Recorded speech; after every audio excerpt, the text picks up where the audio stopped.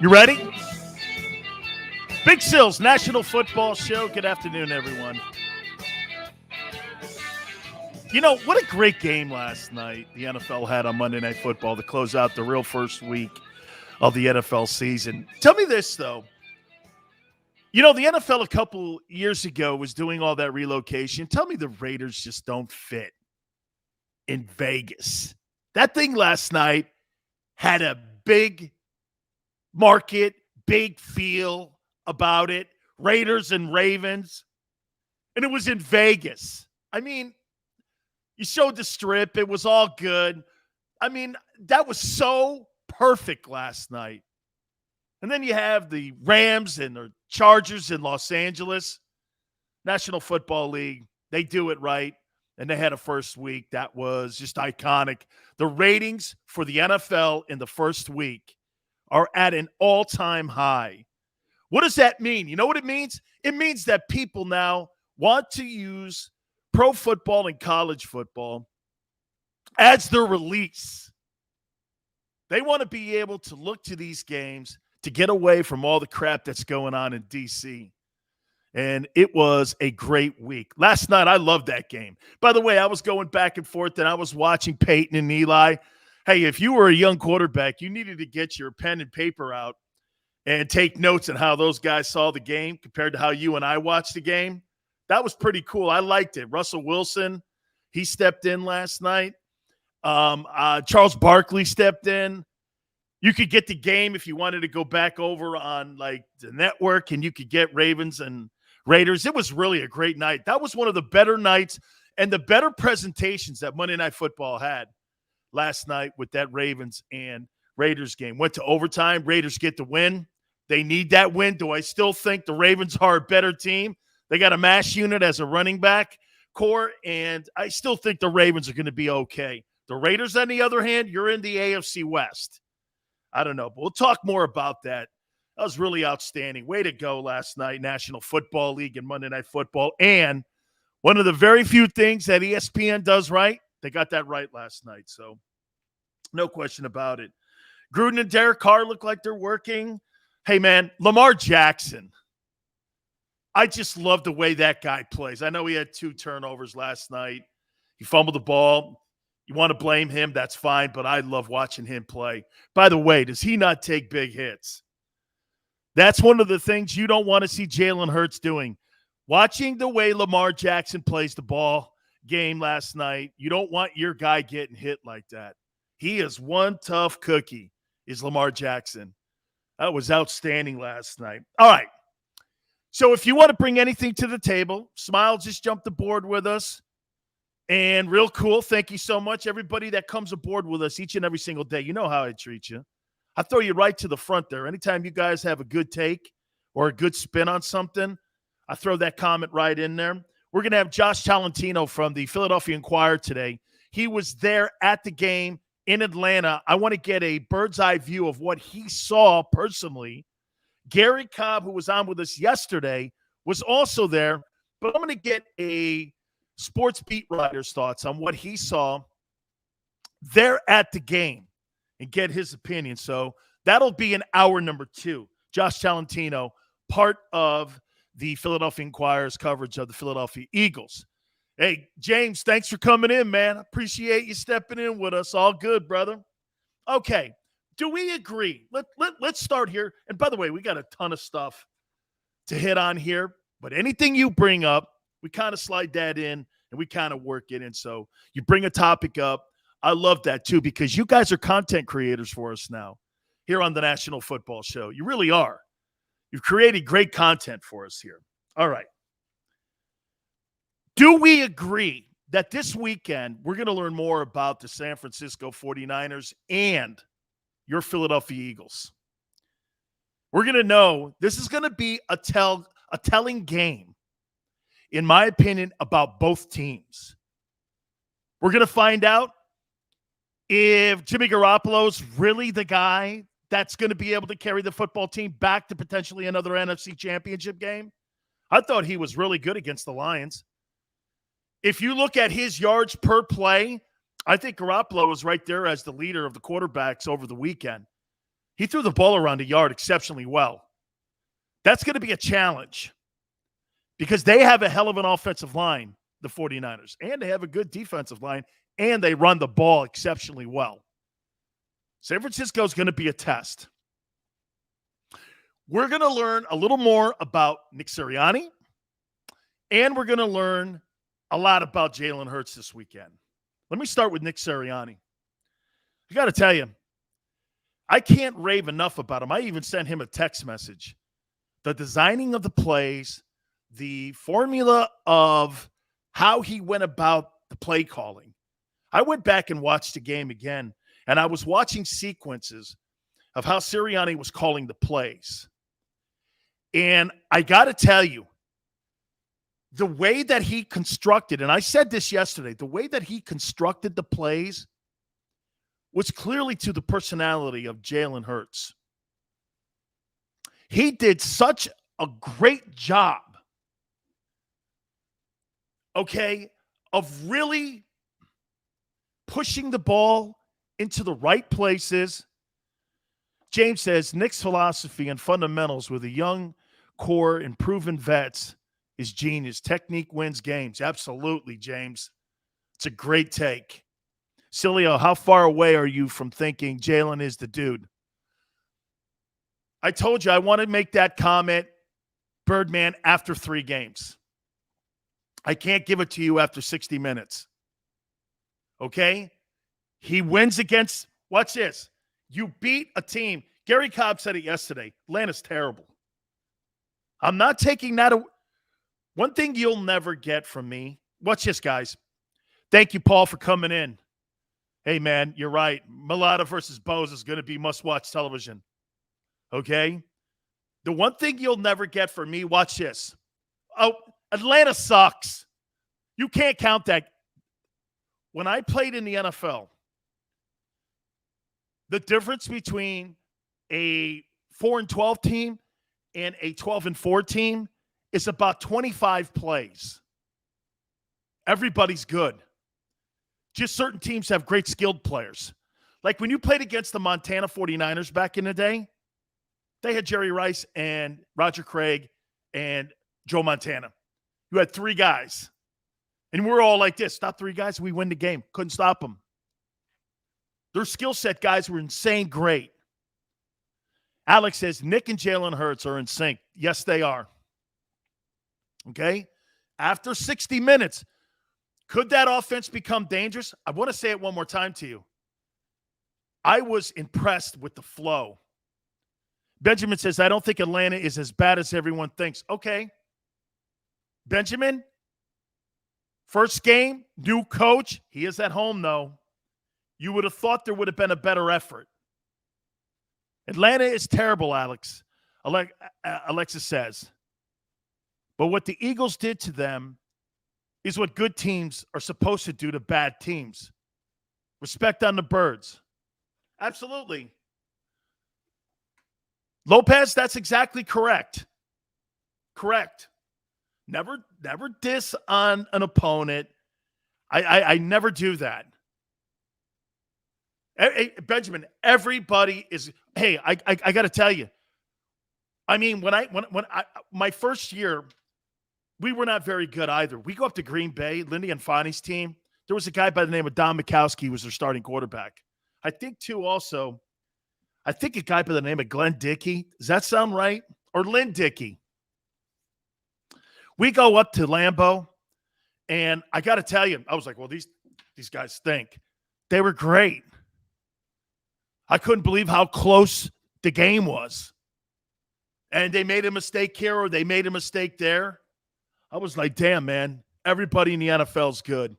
Everybody is. And when you're a good team and you're able to do that to a bad team, that's a testament on your side. Okay?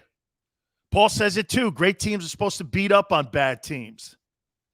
Smile. Mulata will need a chip from the tight end to be able to handle Bosa. Well, I'll tell you one thing about Nick Bosa. Joey Bosa, too, over with the Chargers. Those 2 guys that played at Ohio State and St. Thomas Aquinas down in Fort Lauderdale. I know a lot of people that coached him in high school. Those two guys came out of St. Thomas Aquinas, and the father, John Bosa, was a first-round draft choice to the Miami Dolphins. I don't know if you guys know that. His dad played at Boston College, and his dad has been schooling these kids since they were youngsters. And Chris Spielman said it to me, who is a big-time Ohio State guy. Now he's working with the Detroit Lions. He said it to me. He goes, Sills, this guy, both these Bosa guys, they just rush the passer like nobody you've ever seen. They run the hula hoop. And what I mean by when I say run the hula hoop, you know what a hula hoop is, right? Put it around your waist, you do the hula hoop. Well, what players are starting to do now, they put that on the ground, and what they do is they run around that with one hand on the ground, and that's how you're getting around offensive tackles. You're getting around offensive tackles because you've got to dip your shoulder and you've got to rip. So you're ripping and you're dipping. And when you run the hula hoop, that's what it's called, running the hula hoop. Chris Spielman says they're the two best guys he's ever seen. Wow, Benjamin, that's way over the line. 38-17, no way. This game, in my opinion, you won't be favored in this game against the 49ers. Will somebody look that up for me? What's the point spread in this game? There's no way you're favored in this game. No way. Paul says, one thing that is new, I saw in-game adjustments for the first time on the first two possessions. I did too. Philly fan D, is that Niners favored by 3? In-game adjustments. I saw them too. I saw them slide the adjustments. Eagles by 3.5 at home over the 49ers? Really, Raheem? Huh? No, 49ers are favored. Eagles 3.5. Wow. People in Vegas must have really opened their eyes and went like this. Hey, okay. Philly's got something. You know, what was the most impressive thing that you thought came out? Philadelphia? Okay, favored by 3. What was the most impressive unit? James, most teams depend on a couple of players to win. Nick spreads the ball around, making it unpredictable. God, that's such a good take. In that first game, he surely did that. And did you see the spacing that he gave DeVonta? The other receivers, because they're more experienced, they were lined up and there was more press coverage played against them. DeVonta was kind of in the slot. I think you've got to drop DeVonta in the slot. You're going to get more open space in the slot than you are on the outsides Y and Z, wide receiving positions. I think you put him in the slot. Let him create that space. Now, you take a shot at getting a hammer in there somewhere if he's not prepared or he's not running good routes. I would say this. I want to line him up maybe off the slot a little bit. Maybe even off the line of scrimmage. You see, the number one thing that I want to get to DeVonta Smith, I want to get the ball to him as quick as possible. I don't want to have him running down the field 35 yards on those plus plays. You know what I'm saying? Okay? So I don't. I want to see him get the ball as soon as possible. By the way, little change in programming. We're going to, instead of having Josh Tolentino with us in hour number 2, we're going to have him in hour number 1 here at the bottom of the hour. So we'll get his perspective a little bit sooner than we thought. So we'll have him at the bottom of the hour from the Philadelphia Inquirer. Josh Tolentino will join us. So that'll be at the bottom of this hour. So get your takes and spins in now. Absolutely. Joey B, appreciate you coming aboard. Watch tape. Smith open every route. He was. Raheem, he was open every route, and that's play design, in my opinion. That's play design. I thought Sirianni really did a great job. By the way, if you watched any of that ball game last night, that was one of the better called games that John Gruden's had with Derek Carr. And there were a lot of wide receivers that were wide open, especially the game winner in overtime. That's the kind of play calling you want to see with Nick Sirianni week in and week out. By the way, it's going to be a test. This defense can play. 49ers have a good defense. Dev says, yeah, let him work in preseason. He got his first downs getting the ball at the line of scrimmage. Dev, that's what – give him the ball as quick as possible. Okay? To me, you want him touching that rock right away. Okay? You want him I want him, boom, 5-yard, what's his 5-yard, even screen plays. Even screens. Put him in a middle screen. Something like that. Remember, you can't hammer these wide receivers like you could in the past. Raheem brings a great point up. Garoppolo on the road? Well, yeah. It's been a trend. I kind of agree with that, Raheem. That he kind of like struggles a little bit on the road. Friendly confines, being there at, home in 49erville. Absolutely. I think that we've seen him and he struggles there. But to me, the big takeaway, the two things that I'm taking away from that game that we saw with the Eagles and Falcons is the O-line's play. The O-line set the tone, knocking guys out, going downfield, creating space. How about time for Jalen to throw the ball? Now, the Falcons couldn't get anywhere near the quarterback. Okay? Couldn't get anywhere near the quarterback. But let's throw that question out. You guys said it, and I'll ask you. Have you seen enough of Jalen Hurts? Even last year, have you seen enough where you feel comfortable in giving him the full year? There's going to be times this year that he's going to struggle. There's going to be stretches. But what you've seen, do you feel comfortable in saying, hey, I feel pretty good about giving the guys the keys and we'll evaluate at the end of the year? I told you I wanted at least 6 games. D1 says game plan this week will be different. Watch. Will work for the Falcons, won't work. Correct. Right on. Right on. Absolutely.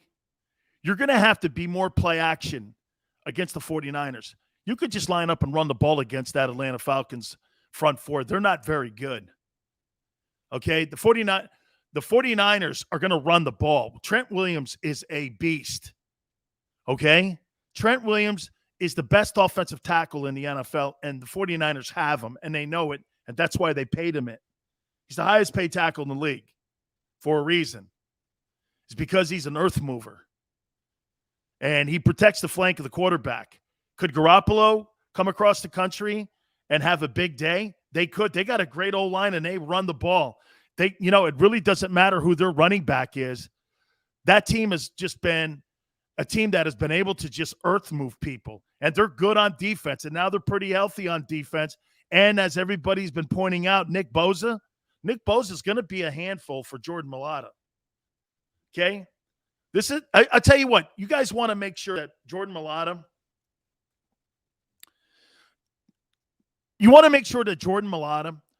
ends up getting into the Pro Bowl and is an all-pro. You beat Nick Bosa, you're going to get that vote.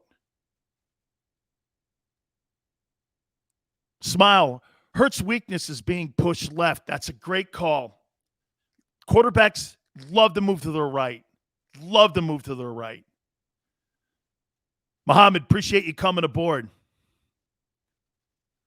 The Lions gashed the Niners up the middle. Raheem, that was in the second half, and I did think that the 49ers, and I thought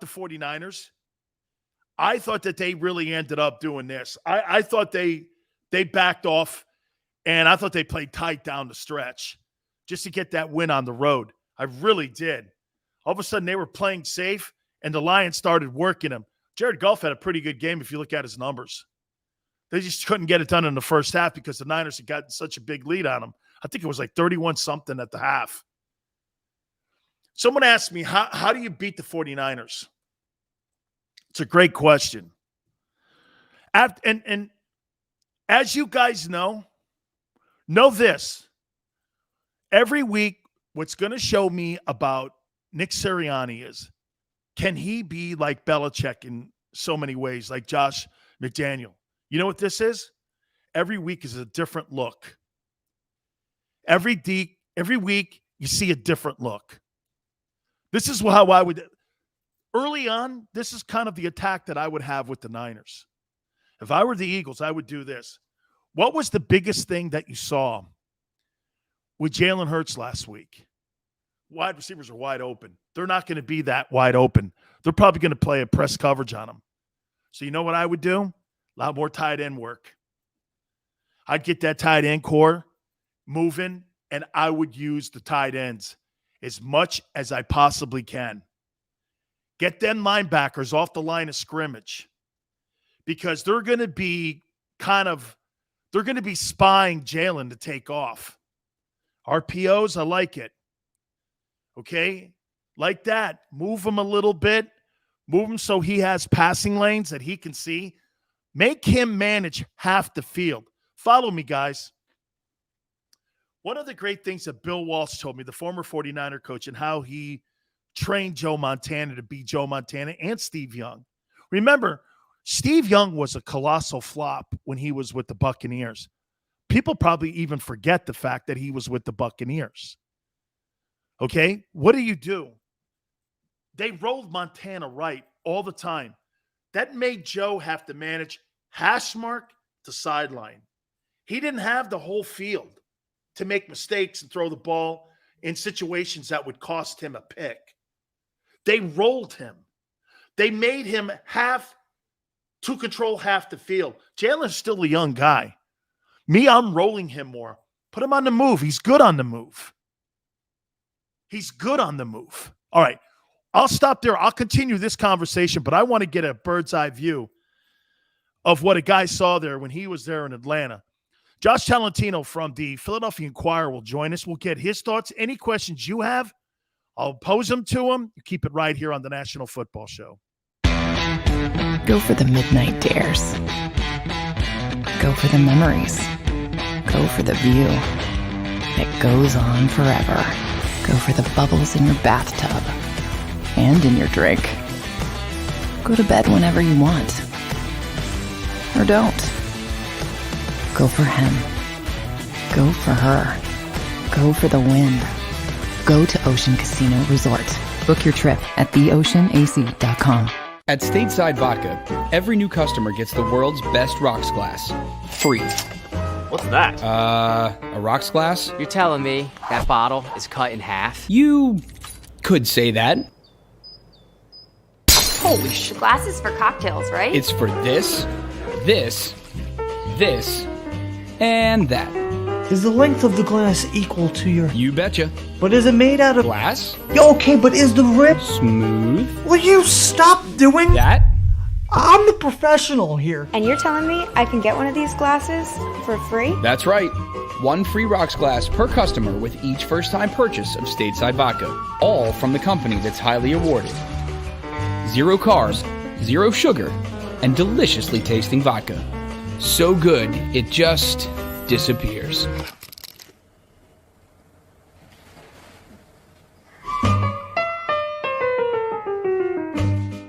The live post-game show is powered by IBEW Local 98.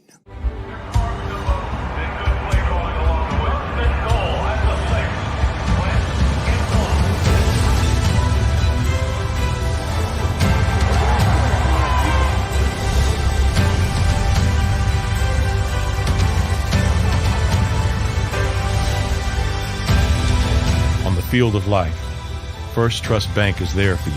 Champions on 3. 1, 2, 3. Because Philadelphia dreams deserve a Philadelphia bank. When it comes to the fight against insurance companies, large corporations, and the healthcare industry, injured victims are always the underdog. But that doesn't worry us. At Messon Associates, we're an injury law firm from Philadelphia, and we come to fight. Our clients know that they've got representation with a chip on its shoulder, and it's the same chip that makes Philly the toughest city in the country. Call 215-568-3500 or visit us online at messalaw.com. Messa & Associates, the toughest injury firm in Philadelphia.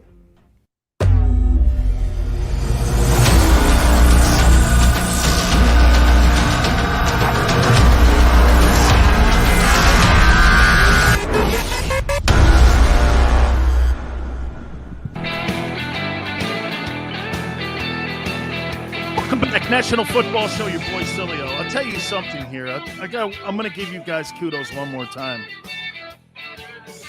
I mean, you guys are just Raheem. Press coverage. How the hell do you know anything about that? You know how you know it? Because you're a great fan. That's right, man. You know what? If the 49ers press them, let them press them. The key is going to be whether or not DeVonta can get off the line of scrimmage. Okay, that's when you move him in the slot. Like I said the other day, the key with DeVonta Smith in his first year, or maybe even his first 8 games, don't let him get manhandled. You know, Nick Saban and Steve Sarkisian last year did not allow him to get manhandled last year. How many times did you see him in open space last year? That was by design.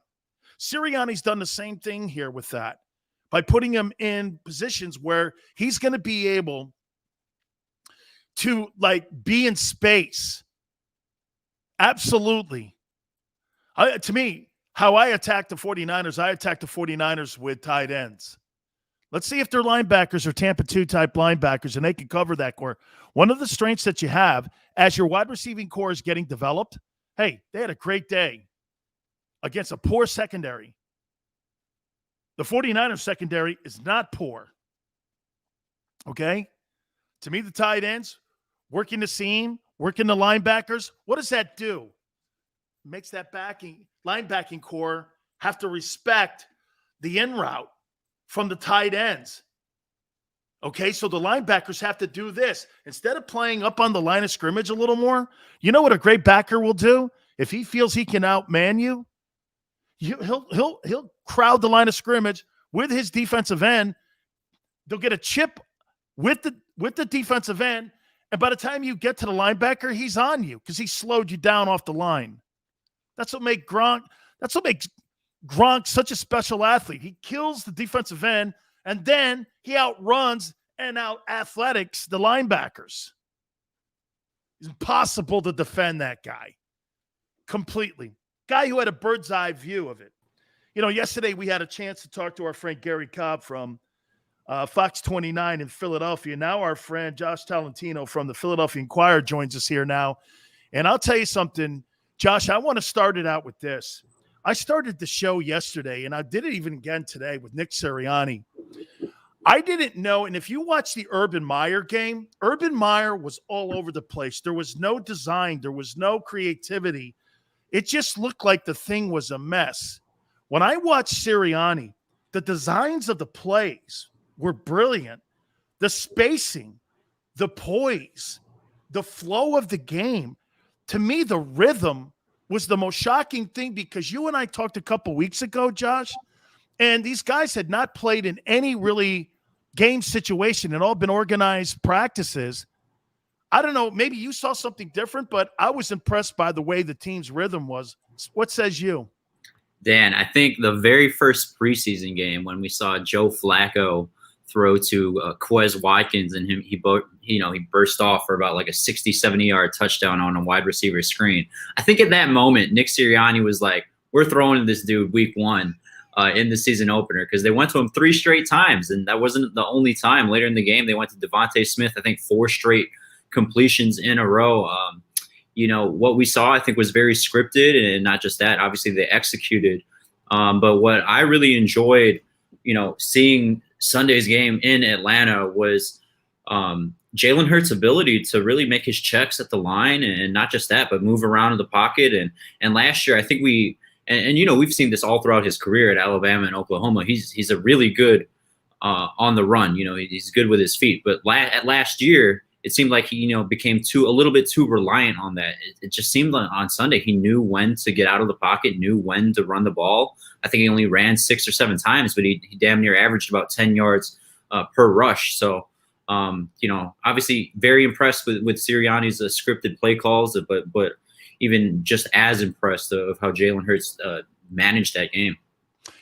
Josh, I want to throw this into the conversation too, because a year ago, I mean, look at the offseason. There were a lot of teams with a lot of noise, and the Philadelphia Eagles are, they're not immune to that as well. There was a lot of noise. You got rid of the coach. You got rid of Carson Wentz. A game like this, and I'm by the way, the Atlanta Falcons are terrible. They were not prepared, but I'm not one of these guys that go, well, you can't count that game. It's the NFL. I know what it's like to play against a team like that. And so you go on the road and win. Guys are still making more money than us. They're making millions of dollars to be on that field. So absolutely, and they're professionals, just like you said there. But a win like that and the way that they won, that's got to go a long way, don't you think, Josh? In the locker room with the veteran guys, because they didn't know what Nick was going to be like in play calling, handling timeouts going into halftime. That had to have been something that really gave a boost, I would think, to the morale of what the organization did in the offseason. Yeah, Miles Sanders, he was the first player to speak to us after the game. I'll kind of replay it for you. He bursts through the double doors to the press conference room and gives out like a Ric Flair type, woo! And then just a couple questions in, he's like, how many more questions you got? I'm trying to go back to the party that was in there. And that was really obviously the atmosphere that was, they afforded themselves after that victory. But we talk a lot about buy-in and, all these first-year coaches. Nick Sirianni was, and one big takeaway that I found was that a couple veteran defensive linemen talked to us after the game, and including Eric Wilson as well. They talked about how Nick repeatedly has told them in team meetings leading up to the game, man, I was really nervous. My first ever press conference, I was basically, almost whatever you want to call it. I was a mess. And then, it blew up across every outlet that you saw across the nation. And he used that kind of as a motivation factor to, let's let our talking do on the field. And to Nick's credit, I mean, he's vastly improved as a talker. And, obviously you deal with him as well. He's very detailed, as detailed as you can be, as you can ask for as a reporter to a coach and all those interactions. But getting back to your point, I mean, again, the atmosphere he created. And one thing, another takeaway, this goes back to Hurts. There's plenty to talk about from the game. DeVonta Smith, Kenny Gainwell, we go on and on. But one thing that I took away in their celebration video was that Jeff Lurie, the owner, he went up to Jalen Hurts, and we saw that video of him giving him a hug in the locker room, grabbing him by the head, and pulling him in. So I know there were a lot of questions throughout the summer about the reports on Deshaun Watson and Jalen Hurts, and they obviously waited a long time to name him the starter. But 1 week in, Jalen has proved that he's more than worthy to be in the conversation. Let's get to him now, and I'll say this to you too. I think all the things that you mentioned about him, his poise, his calmness, the checks at the line of scrimmage, there's no question that Sirianni does feel comfortable in the fact that he's a cerebral guy at the line of scrimmage. I mean, I took away his smarts and his ability to be able to see the field. When he didn't see the field, Josh, he moved a little bit, kind of the way that Russell Wilson, not Lamar Jackson, not the guys that take up off, going up the field, but creating passing lanes for himself so that he could have a clear view and to move the linebackers in the secondary over to create space for his wide receivers. That's as good. All the mistakes he made last year and all the things that he has learned in his college career, I think it really came to a head here against Atlanta. And I feel pretty comfortable going into the San Francisco game. I mean, give me a grade on what you thought he really, performed at against the Falcons. I'm a tough grader and actually did a rookie type report card, and, really no one got A's. But I mean, you got to give Jalen Hurts an A. I mean, even a tough grader myself would probably give him at the lowest a B+. Obviously, there's always going to be corrections and such. But if we dial back to one specific play, DeVonta Smith's touchdown, so much had to go right on that play. Obviously, Zach Ertz picking off his guy without, getting flagged right after the line of scrimmage. DeVonta Smith, executing that hesitation move to perfection to free himself at the line of scrimmage. But if you look back and you look at Jalen, right before he kind of tosses, it was a basket type catch, a very easy touchdown. All he had to do was float it in there.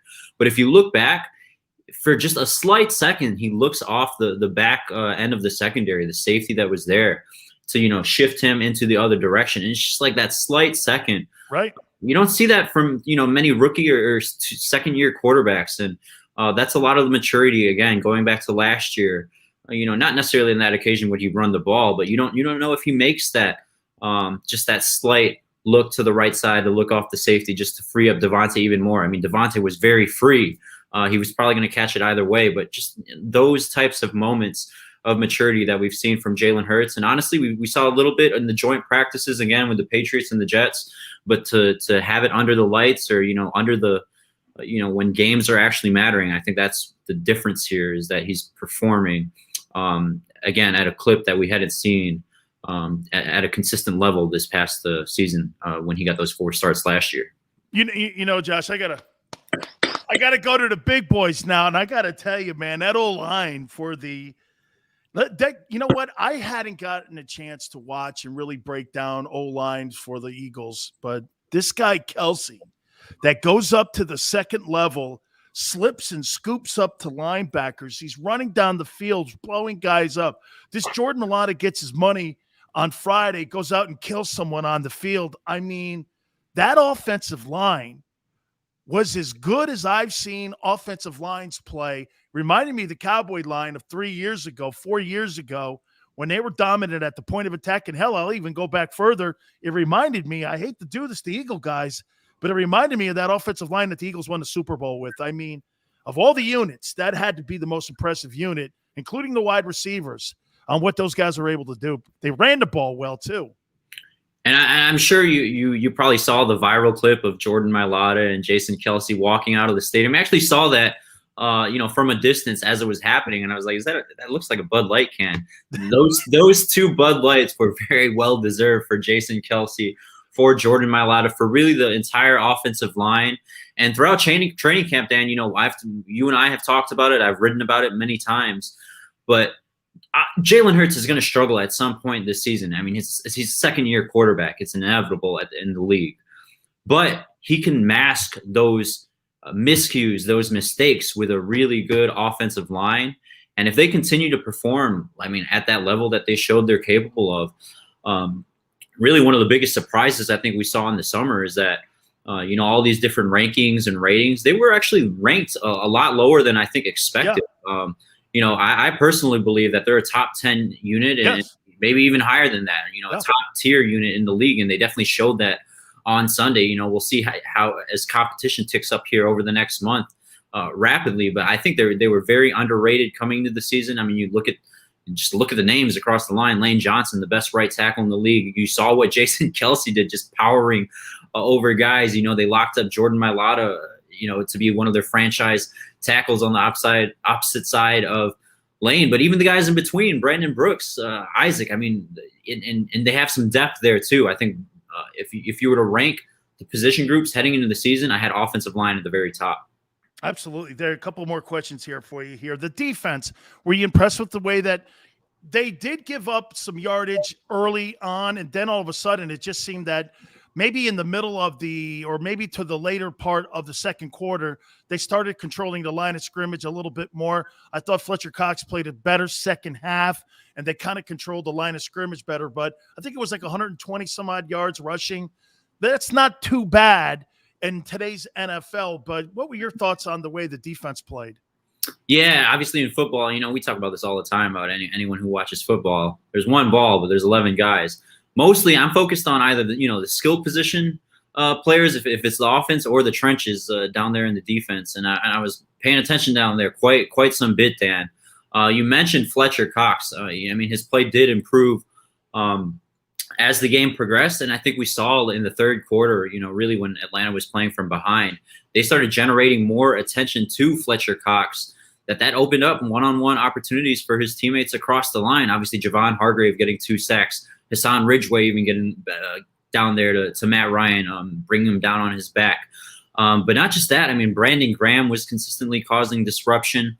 And one of the biggest things I think I would say is that it wasn't too much of a surprise. I think we saw the first 2 weeks of camps really before the Eagles saw any other competition, before those joint practices, when it was the Eagles versus the Eagles. So when it was Jalen Hurts versus the Eagles defense, the Eagles defense came away, and I think this was written about heavily, but the Eagles defense were winning a lot of those matchups. And to go back to that point, is it more of Jalen struggling, or is it the Eagles defense were they just that far ahead? It could be alluded to both. So, but I don't think it was too much of a surprise. I think there's still some things that Jonathan Gannon wants to unleash. I don't think we've seen everything yet in just week one. And that's the most exciting part. And he even spoke to that a little bit today earlier during his availability.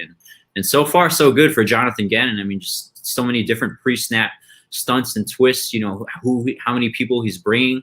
One thing that again, before I throw it back to you to point out, man, he was mixing his packages, 3 forwards, 3 fronts. I think I might have seen a five-man front. When you're doing that against a veteran quarterback and having success against a guy like Matt Ryan, I mean, I think that speaks volume. And, we'll see how they defend Trey Lance and Jimmy Garoppolo here this upcoming Sunday out here in Philly. You're dead on. I mean, that shows versatility and also shows hybrid, where you can put a guy's hand in the dirt and you can also stand him up. You can go to a 5 front, 3 front, 4 front. And that's almost impossible for a quarterback to be able to take that intel and process it. 2 last questions for you. Give me one thing that you took away from the game that you thought that they needed to improve on. One thing that they needed to improve on, I think one thing that I felt like one of the players felt like he had to prove was the run game. And I think you saw Miles Sanders running with confidence. He barely played at all in the preseason. I'm not even entirely, I want to say that he didn't play at all in the preseason. I think there were a lot of questions about his readiness, and this can even go with Jalen Hurts. He only played those 2 series against the Steelers, missed the game with the Patriots, obviously with the illness, and then was ruled out against the Jets in the preseason finale. I think there were questions about readiness, and everyone's talking about there was no preseason last year, there was a preseason this year. Jalen only got those 2 series. I think he only threw 7 passes. I think Miles Sanders, Jalen Hurts showed that they were ready, and not just that. If I was to point out one more, rookies are ready for this stage. Kenneth Gainwell. I'm working on something really big on him this week, talking to some important people in his life, giving me some calls later today. Look out for a story, Dan, on Thursday's Inquirer on Kenneth Gainwell. Man, he showed he's ready. I think he had 10 carries, almost 40 yards. Obviously had that touchdown at the goal line. And obviously everyone's talking about DeVonta Smith, and it's much deserved. 6 catches, tied a franchise record with Deshaun Jackson for the most receptions in a debut. He's the real deal. And I know a lot of people were questioning his size, but I wasn't one of those guys. And I want to be adamant about that. All throughout the summer, I was a firm believer that his talent was going to transition. Here's one good way to put it, is that if the defensive backs can't touch you or keep up with you, how can they tackle you? So, he's proven that he's able to take a tackle. So I think DeVonta Smith, we saw that he's going to get heavy usage in Nick Sirianni's passing offense. Yeah, finally here, 6 catches, by the way, 71 yards and a touchdown, and a really nice corner catch there by Jalen to him was spectacular. I would say this to you, coming out of a week like that, and then you got these next 2 games where you have Niners and Cowboys. It's going to tell us a lot about these Eagles here in these next 2 games here, because you're going to take on a good offense and a pretty complete football team in San Francisco. Even though Jimmy G's not that great on the road, they do have to travel to East Coast. It's still going to be a factor when they go into the link. Managing expectations, too, when you come out of a win like that, where you've had a season like you did a year ago where you were 4-11-1, tempering expectations, got to take this thing 60 minutes every week, don't they? I mean, everybody's excited. There's a great party going on, but here we are now, game week, 49ers, right? Yeah, it's almost like, Nick Sirianni in his press conference with us on Sunday, he was very honest and truthful about how happy they were feeling in the locker room. But, it goes without question that he mentioned, obviously having to concentrate on San Francisco. And, obviously across the NFL, they have that 24-hour rule. And today, all they really wanted to talk about was the Niners. And, they're such an interesting team right now. There's question marks, and obviously they've got some injuries to their offense. But when there's so much unknown, again, about Trey Lance, about Jimmy Garoppolo, about who's going to be in there, I think Jonathan Gannon, and one thing that here's the big takeaway from my conversation with him earlier today. Jonathan Gannon, the new Eagles defensive coordinator, limited the Falcons to 6 points.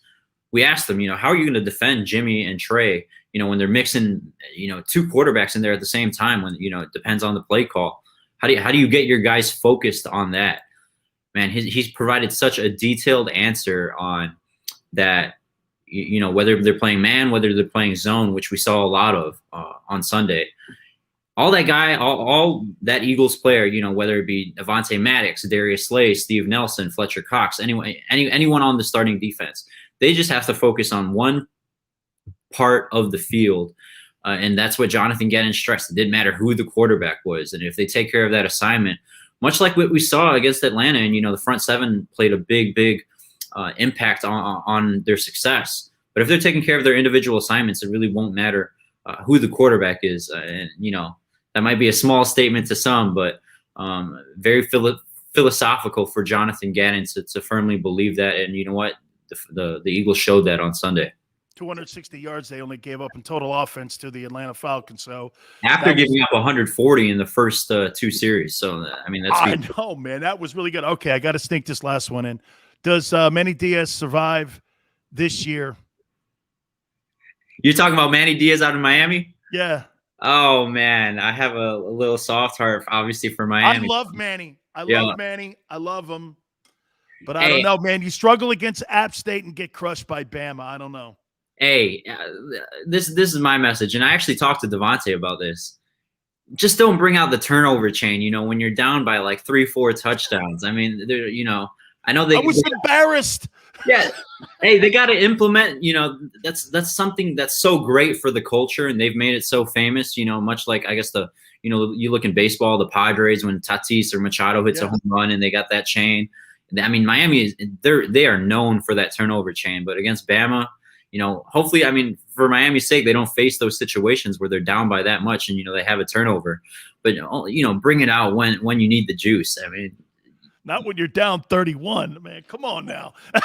Yeah, I think they'll figure it out, though. I think that's obviously a very storied program, and they had some big losses with Greg Rousseau and obviously Jalen Phillips, staying in Miami. But I think Manny will figure it out. I can't wait, man. I appreciate you doing this, Josh. Everybody, make sure you go over to the Philadelphia Inquirer and read my friend's column. We'll be doing that. When's that column come out again? On Gainwell Thursday. It'll be in Friday's paper, but I'll post it on Thursday. Again, talking to a few of his close loved ones and coaches. And, he even trained with Miles Sanders in the offseason. So looking to include a lot of detail in that piece. But, we never stop working out here, Dan. I got you, man. It's Philadelphia and it's the Eagles. Of course you don't. Appreciate you doing it, Josh. Thank you, my friend. Hey, appreciate it, brother. Have a great rest of your show, Dan. You got it, man. Thank you so much. All right, we'll take a brief timeout, get back to all your spins. Keep it here on the National Football Show. Go for the midnight dares. Go for the memories. Go for the view that goes on forever. Go for the bubbles in your bathtub and in your drink. Go to bed whenever you want. Or don't. Go for him. Go for her. Go for the win. Go to Ocean Casino Resort. Book your trip at theoceanac.com. At Stateside Vodka, every new customer gets the world's best rocks glass. Free. What's that? A rocks glass? You're telling me that bottle is cut in half? You could say that. Holy shit. Glass is for cocktails, right? It's for this, and that. Is the length of the glass equal to your... You betcha. But is it made out of... Glass? Yeah, okay, but is the rip... Smooth? Will you stop doing... That? I'm the professional here. And you're telling me I can get one of these glasses for free? That's right. One free rocks glass per customer with each first-time purchase of Stateside Vodka. All from the company that's highly awarded. 0 carbs, 0 sugar, and deliciously tasting vodka. So good, it just disappears.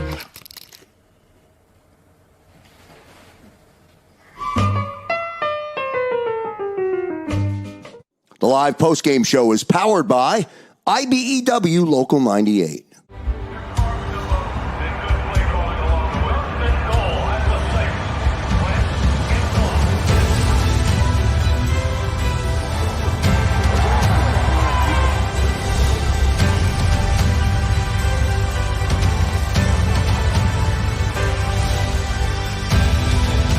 field of life, First Trust Bank is there for you.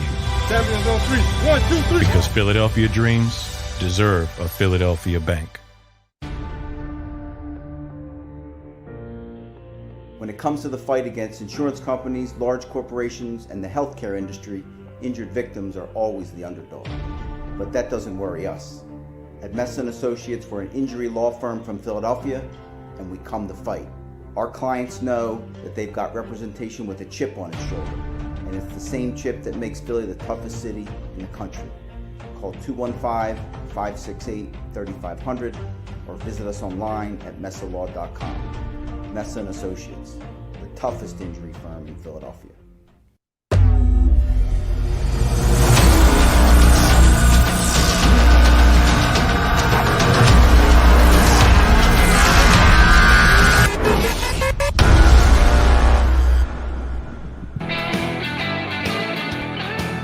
Welcome back. National Football Show, Dan Sileo. Tell me you didn't think you were watching Howdy Doody Night when you were watching the Mannings, though. Hey, Eli, what do you think of that play? Hi, Eli. It's like Howdy Doody Night. I was like, come on, man. What's going on? Hi, did you see that? By the way, is it me or does Peyton Manning have like the biggest head of all time? He tried to put that Ravens helmet on. Even Eli goofed on him. Hey, go figure. Peyton can't put a helmet on.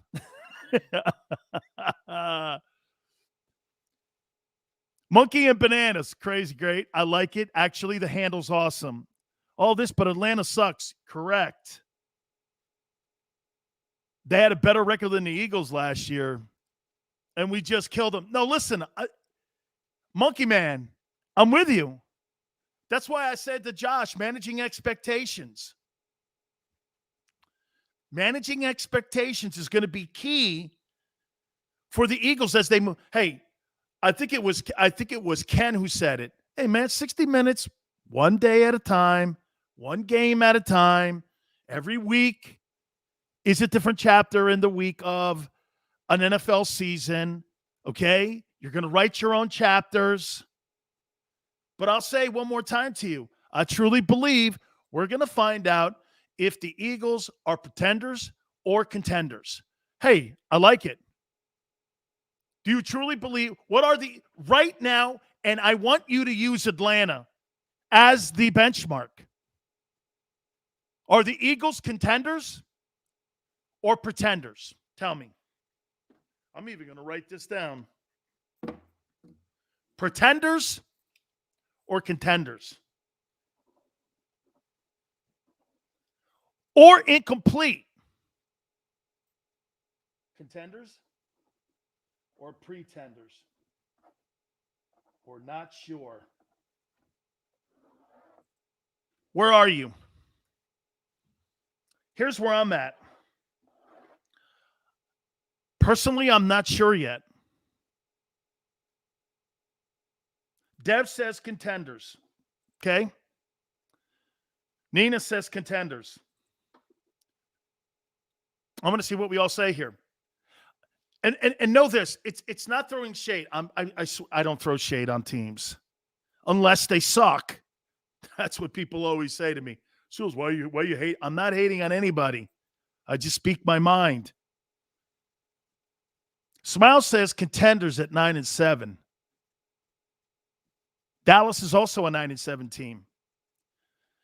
Dallas, always know this here. Okay, that's another contender.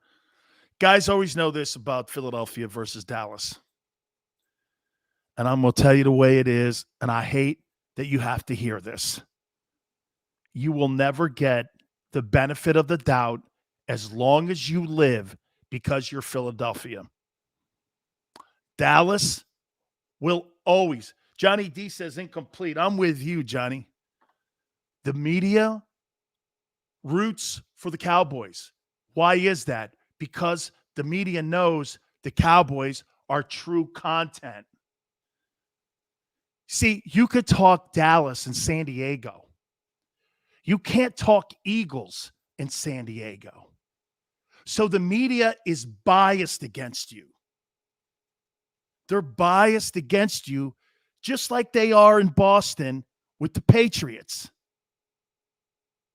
But when you had look, you think Mac Jones makes the Patriots interesting? Absolutely not. Where? In Tuscaloosa and in Boston. Monkey Man says incomplete. So we got 3 on contenders and 3 on incomplete. No pretenders so far. James says Eagles are going with fast-paced play. Heavy rotation. That's a great take, James. You're right. They are fast-paced. It's kind of a Chip Kelly thing, isn't it? Junie says, wow, holy cow. You guys are the best. You're so smart of football. You're not throwing shade on your Eagles.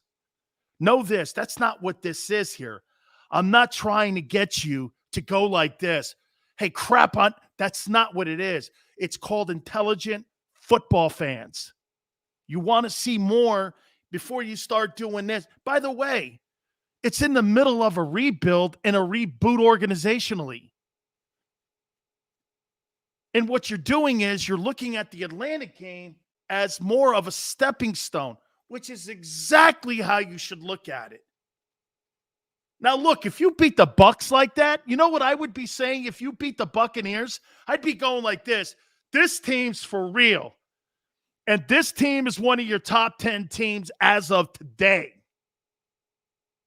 You beat Seattle. Who else? Kansas City. Who else would I get? Okay, you know in college football we have Bama, Clemson, Ohio State. Well, not now. Georgia. Okay? And you beat Ohio State. Look at what it did for Oregon. In the NFL, you have the Bucs, Kansas City, Seattle. I can't say the Packers because they got annihilated. Wow, you really don't have that many teams in the NFC, do you? Who else would you say? The Rams? Arizona's looking like a coming team. Hey, Robert, that Arizona team, you got Chandler Jones on that team? Had 5 sacks last week. How about this, too? You know Bill Belichick traded that guy away to the Cardinals, and they have no pass rushers on that New England team. Don says, I'll go with contenders. Okay. 4 contenders, 4 not sure. Junie, the Rams, I think, are really good. Can you say Saints? Just Mike? I think it's incomplete, even though they annihilated. Well, wait a minute. I just got through saying they annihilated a team that went to 2 straight NFC championships. How about this? I feel pretty good if I'm the Saints, especially when my quarterback only throws the ball for 148 yards and has 5 touchdowns. That is so un-Jameis Winston-like with no turnovers. If you told me Jameis Winston had 148 yards passing in his first start since he was a Buccaneer and 5 touchdowns and no turnovers, I went, that ain't the Jameis Winston I know. That ain't crab cakes. Monkey still thinks the Bills. Monkey mind bananas, I got to tell you. I still think they're better than the Steelers, too. They beat them in every statistical category. But you can't lose games like that at home. You know what I mean? What was it, a block punt or something that caused that game? Raheem says, so you don't give the Saints and Jameis credit for I'd be double talking, wouldn't I, Raheem? I just got you saying I can't give it totally credit because it was Atlanta. And I said you got to beat one of the elite teams in the NFL, so I'd be double talking, wouldn't I? Yes, you have to give the Saints some credit. But it's not Drew Brees' team anymore. You know what I mean? I mean, that's funny. But if I'm going to use my analogy and my evaluation and how I'm looking at the Eagles, I've got to be fair across the board here to the Saints. That was a spectacular first week, 38-3. You hold that Packers team to 3 points, you kick their ass. Don, I just think that Bears secondary was awful. I really do. They generated no pass rush on the Rams. Those wideouts were wide open. Matthew Stafford looked like he was just having fun. Raheem says, "Are the Saints contenders?" Man, I know, man. I hate to. It sounds like I'm double talking here. I hate that, man. I'm not sure. I mean, are you really sold on Jameis? I don't know. I don't know yet. So we got 4 contenders. Nobody said pretenders. And 4 not sure. I'm asking you after week 1, how do you go into this 49ers? Do you believe this team has the talent to be a contender? Are they a pretender or not sure yet? Jimmy P, we all need to take a step back and be happy about the win and realize there's a lot left to prove against better competition. That's why I'm saying, Jim, these next 2 weeks, 49ers and Cowboys, boy, I think they're really going to tell us a lot. Cam Jordan's a great football player. Great football player. You know what, though? That's Saints defense, though. Okay? That's Saints defense. I don't know. Especially in the playoffs. Remember something. The Saints, they won the division last year. The Buccaneers were the wild card. I mean, I thought they ate the Bucs up last year in the regular season games. If you woke up from a coma today, since 18, looked at last week's stats and placings and Eagles, you would say are a top 10 team on paper after week 1. You mean if they had a 9-7 record from a year ago, you would go like this. That football team, okay, is a top 10 team. So you're saying the perception of 4-11-1 is still in people's back of their mind. And like in the Saints, it's different because Breeze isn't. See, I think that evaluation on the Saints is because Breeze, and it's a different quarterback in the team. R. Anthony says 9 wins. Howie has to address the linebacking position. Yeah, absolutely. And by the way, hey, does anyone know is Kittle playing this week? If Kittle's playing this week, they're going to attack the Eagle linebackers. Be prepared for that. That'll be part of the game plan. Run the ball as much as you can, off tackle over Trent Williams, and they're going to try to hit the tight end on the seam.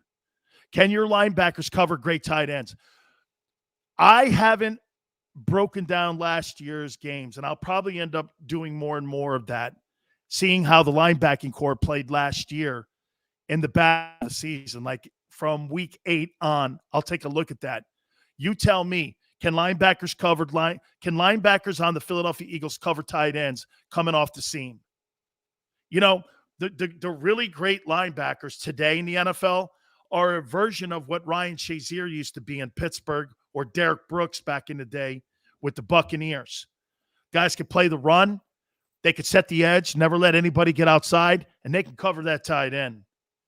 That's why the tight end position today in the NFL has become such a massive go-to position. Look at the teams that are great teams. They all have that one player at that position. Kansas City has Kelsey. Gronk looked great against the Cowboys in week 1. Kittle's going to be a massive component to the offense going this year for San Francisco. He is just a mismatch. Even the Raiders have a good tight end. I mean, when you have that position down, look at the Eagles. By the way, do we all agree that Zach Ertz, man, he's got to be more involved? Okay? He's got to be more involved in the game plan. Okay, I know they tried trading him, and I know they were holding out, and they were hoping that they would move him. But after week 1, and I see what Jalen did, I see the play calling. If I'm Howie, I might pump the brakes on that Zach Ertz deal and just see if I can work and rework a deal with him to try to keep him in the room. Because can you imagine what that offense could look like with DeVonta Smith developing? You get Ertz more involved, and the other tight end is a damn good player. You put all those guys, and then if you can get Rieger doing anything, that guy from 2 years ago, you get anything out of him or Watson, you're talking about a pretty good attack. Okay? Hey, you know what, though, Raheem? You can't have too many. It makes a mismatch issue for everyone to cover. You know, you guys were saying this earlier in the show, and you guys were dead on. He spread the ball out so much that when you're the Atlanta defense and you're sitting back, it puts you on your heels. Okay? When you know you have multiple people. This is what makes Alabama such a tough cover. Okay, do I cover Jalen Waddle? Do I cover DeVonta Smith? Wait a minute. I got to worry about the run with Najee Harris. Okay? Quarterback sprinting out. Holy cow. You got tight ends going down the seam, catching passes you never heard of. That's what makes an attack like that. Like, look at a Buccaneers attack. The Bucs can beat you running the ball. The Bucs can beat you at the tight end position. The Bucs can beat you deep. Even though Brady's not really. See, what makes the Bucs really a great team and what makes Brady so great is this. Brady's not really a deep passer. That's why sometimes you'll see him just chuck the ball down the field. He'll just chuck it down the field. Even if it's complete or not, it's not important. It's important that the play is on the play call list. That a defensive guy, when he goes into halftime and he goes like this, they threw the ball plus 25 3 times, no completions, but they still attempted it. You've got to defend that. That's the one thing. Here, to go back to the Saints on what you guys were talking about, the one thing that Drew Brees didn't afford the Saints the last 3 years, what was the one thing the Saints couldn't do? It was taken out of the arsenal completely. You know what it was? They couldn't throw the ball deep. Brees didn't have that arm anymore. Now with Jameis Winston, Jameis can throw that thing like a rocket. And the stupid-ass Michael Thomas and whatever that idiot did, I mean, he could be helping to – if I'm Michael Thomas and I see what they did against Green Bay in week 1, I'm pissed off at myself for not being prepared for the upcoming season. What was my bitch? They gave him the money he wanted. It just made no sense. And if I'm him, I want to get back as much as I possibly can because it looks like the Saints may be okay. Alvin Kamara ran the ball pretty well. I think he had 80 yards. Okay. Facts. Let me see here. My take on Sirianni. He has both sides of the ball playing to the player's advantage. That's why he got Gardner Minshew, because Flacco isn't a good backup for a Jalen Hurts scheme. That's really smart. That's really smart. That's really smart. Okay? So you're saying Sirianni went to Howie and said, listen, Joe's a drop-back guy. Minshew's a sprint-out guy, which is true. Joe's a 7-step guy. He ain't moving around in the pocket. Guy's 100 years old, man. His best days were 10 years ago. That's exactly the point on getting Gardner Minshew. And if the kid gets hurt, I'm talking Jalen, you got a comparable replacement in the building in there for him. Absolutely. Dev, I also think we run more this week. Lions started ground gaining on them almost in the they did in the second half. They started, but I thought the 49ers backed off too much. I thought they backed off. Maddox can cover Kittle. We'll see. GW, Sileo. Where do you see? Great question. GW, that's a great question. Hey, Xander, throw that up there. I'm going to ask everybody this out here with GW. GW, everyone, give me your thoughts on this first, and I'll tell you mine. That's a great spin, GW. What's Jalen's biggest weakness, you would think? It's a good take. It's a great question. It's a great question. His biggest weakness. what would it be? I actually like that. Let me think about that for a second.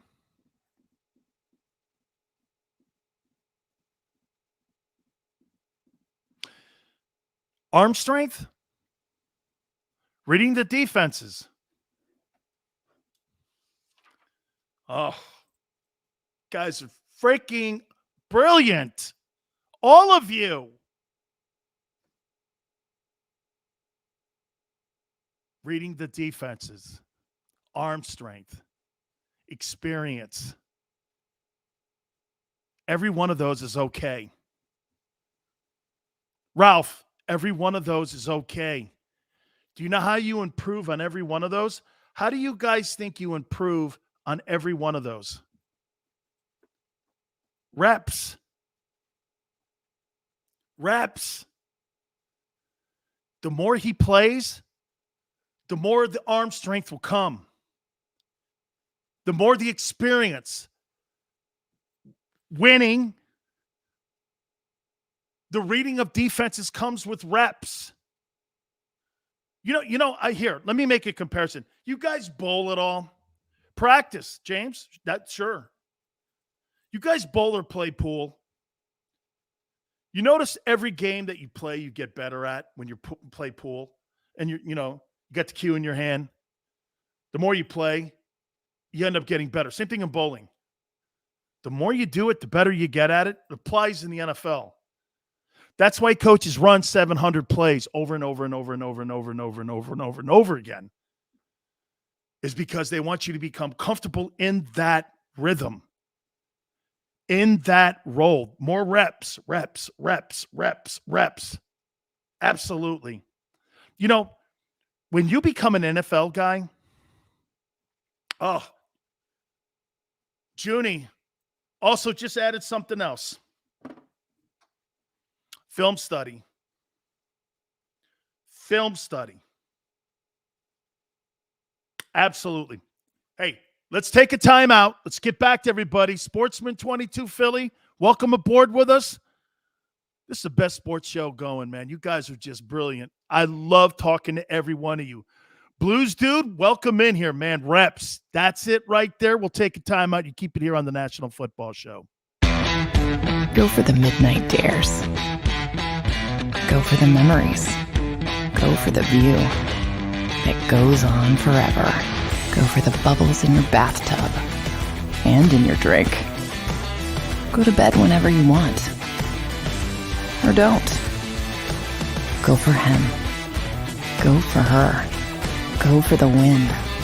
Go to Ocean Casino Resort. Book your trip at theoceanac.com. At Stateside Vodka, every new customer gets the world's best rocks glass. Free. What's that? A rocks glass? You're telling me that bottle is cut in half? You could say that. Holy shit. Glass is for cocktails, right? It's for this, this, this, and that. Is the length of the glass equal to your... You betcha. But is it made out of... Glass? Okay, but is the rip... Smooth? Will you stop doing... That? I'm the professional here. And you're telling me I can get one of these glasses for free? That's right. One free rocks glass per customer with each first-time purchase of Stateside Vodka. All from the company that's highly awarded. 0 carbs, 0 sugar, and deliciously tasting vodka. So good, it just disappears.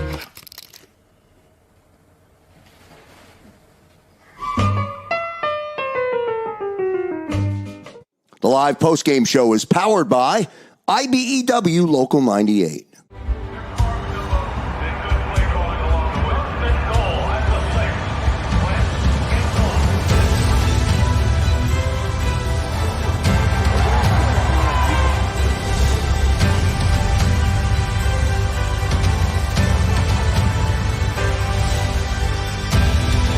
On the field of life, First Trust Bank is there for you. Champions on 3. 1, 2, 3. Because Philadelphia dreams deserve a Philadelphia bank. When it comes to the fight against insurance companies, large corporations, and the healthcare industry, injured victims are always the underdog. But that doesn't worry us. At Messa & Associates, we're an injury law firm from Philadelphia, and we come to fight. Our clients know that they've got representation with a chip on its shoulder, and it's the same chip that makes Philly the toughest city in the country. Call 215-568-3500 or visit us online at messalaw.com. Messa & Associates, the toughest injury firm in Philadelphia.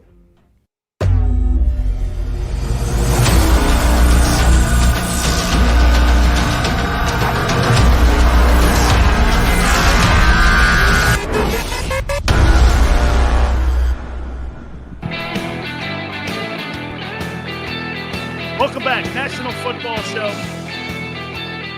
Monkey Mike Bananas just said something here. Best football show going. Well, you guys are making it happen that way. I love that he doesn't have a blind loyalty to Eagles, even if you do. Let me tell you what I do have a blind loyalty to. Great fans. Okay?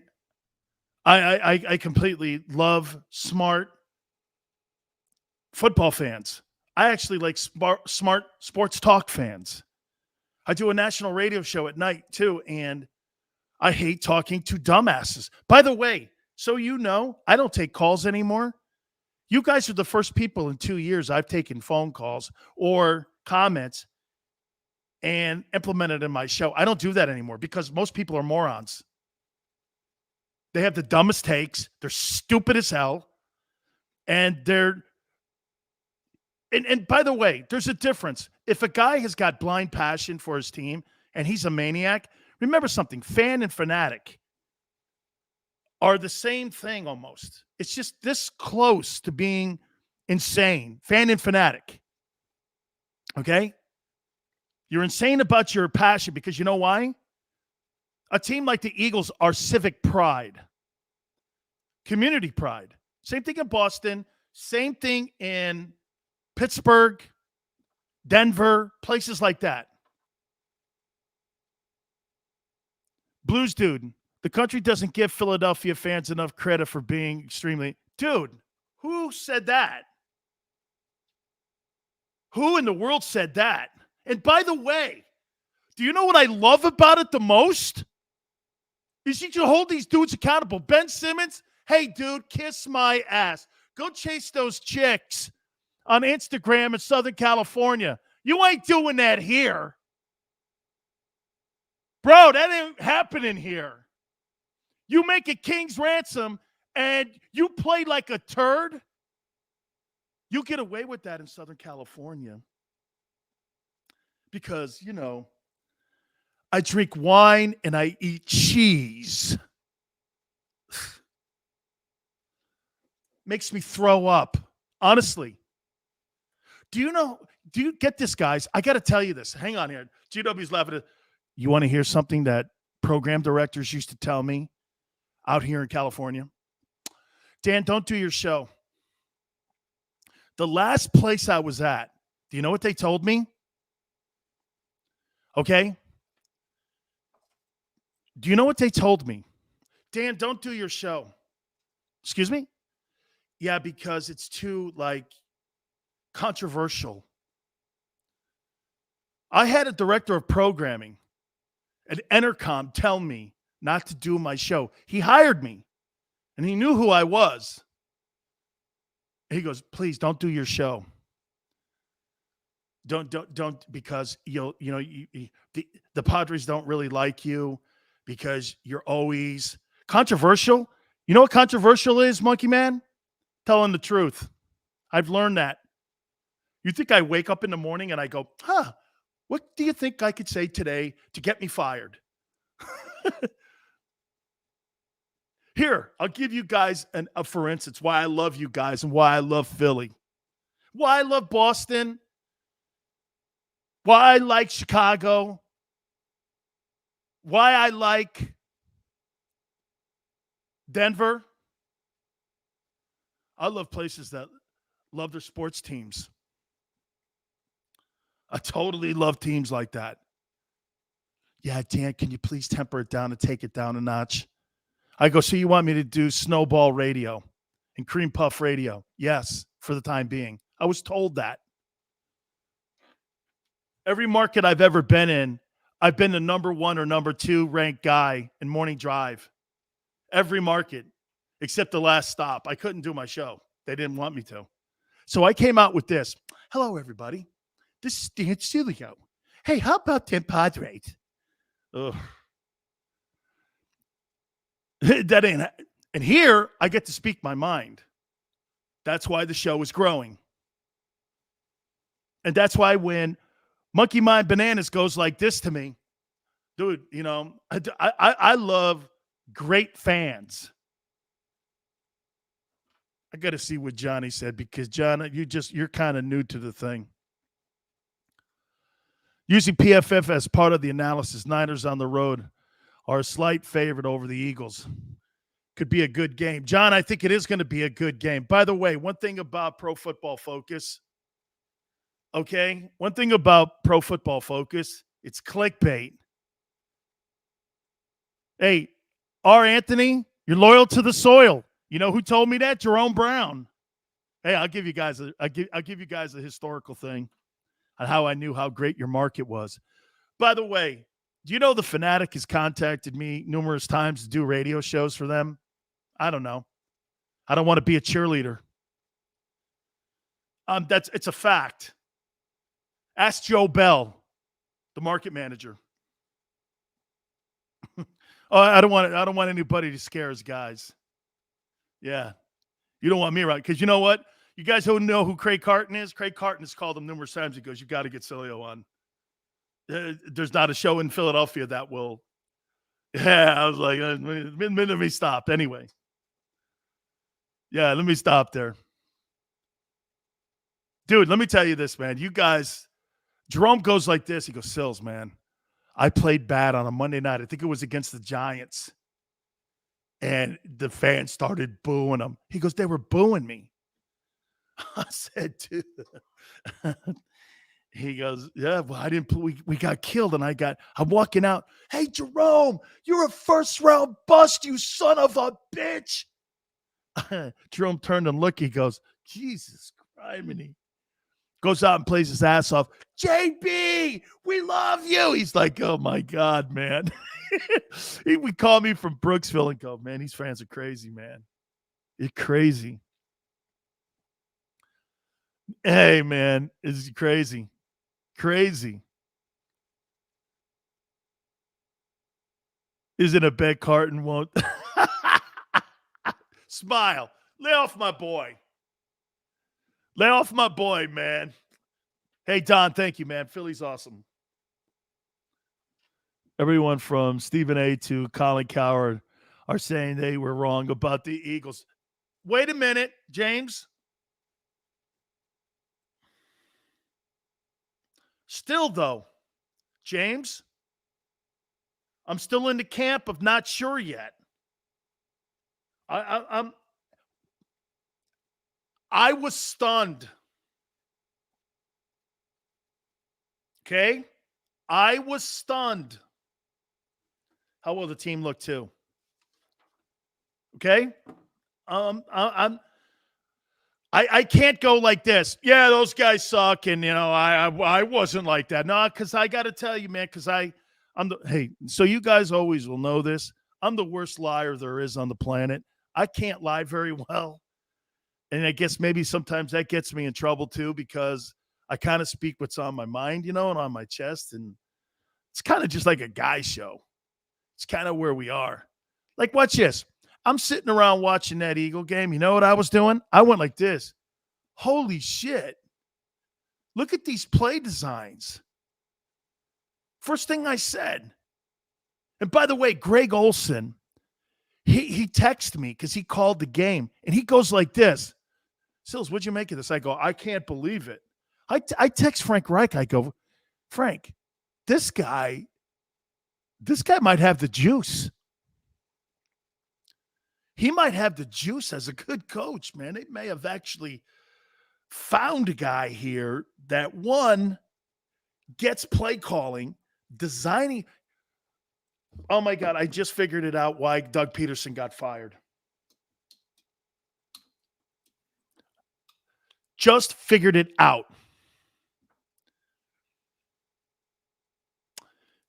Boomer Esiason, go back, and if you get a chance sometime this week or over the weekend, do me a favor, guys. Go back and listen to Frank Reich. Or no, Boomer Esiason it was. Xander and I had, we had contenders, okay? We had Boomer Esiason on. And Boomer said this about Frank. The one thing that Frank does, he designs in his play calling, how he makes these game plans.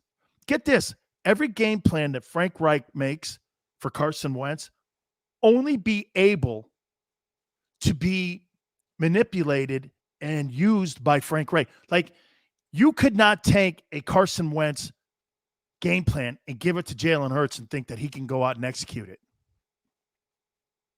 Okay? Kevin Adams, thank you, brother. Nobody can. Frank designs these specialized offenses for one guy. Okay? It's a custom game plan. Blues dude, follow me here, though. It's a custom game plan. Well, do you know who the offensive coordinator was in Indianapolis last year? Do you know who the wide receiver coach was in San Diego when Frank was the OC in San Diego with Phillip Rivers? It was Nick Sirianni. I've known Frank. Frank's been on our show. He'll be on again. Frank Reich is one of the best designers of game plans you'll ever see. Doug Peterson is not. He took Frank's game plan and tried to implement it himself, not knowing how to design the plays like Frank. Frank's brilliant. How about this? Frank Reich's never going to have to worry about a job again in the NFL. You know how Wade Phillips always got jobs as a defensive coordinator?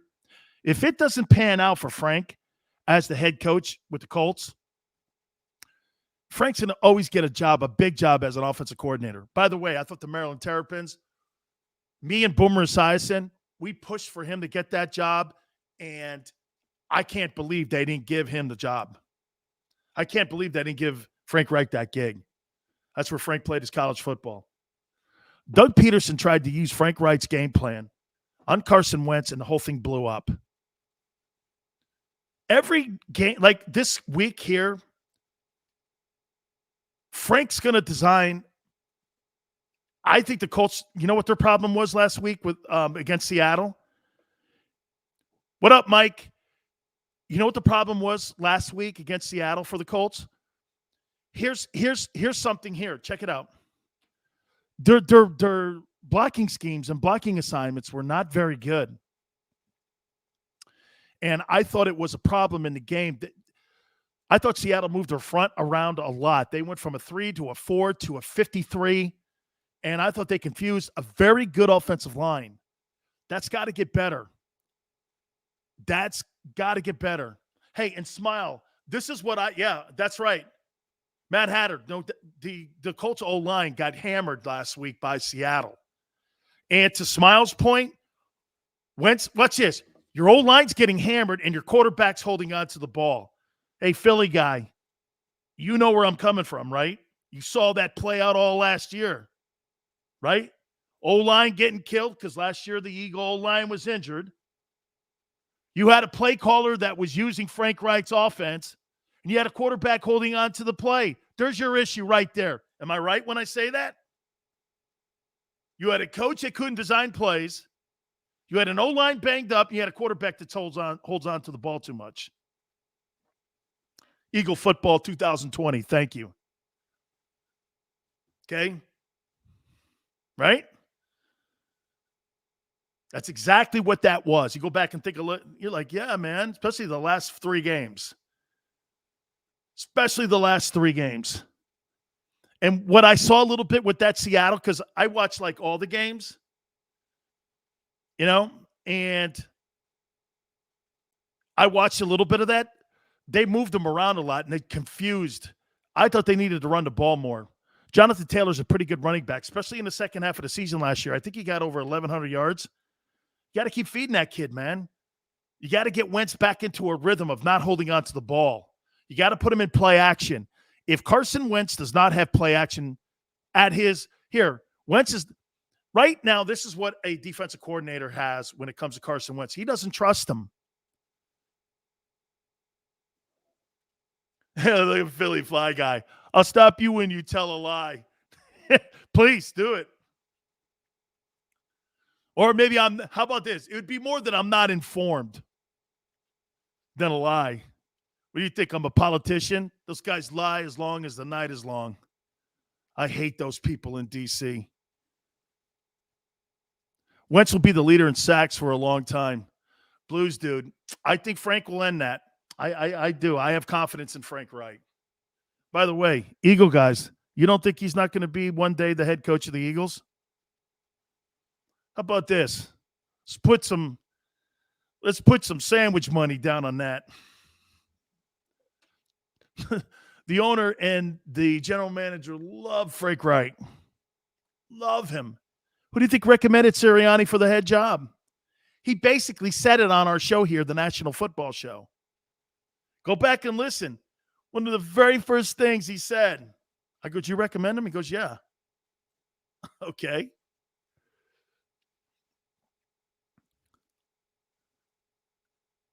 Oh, Raheem.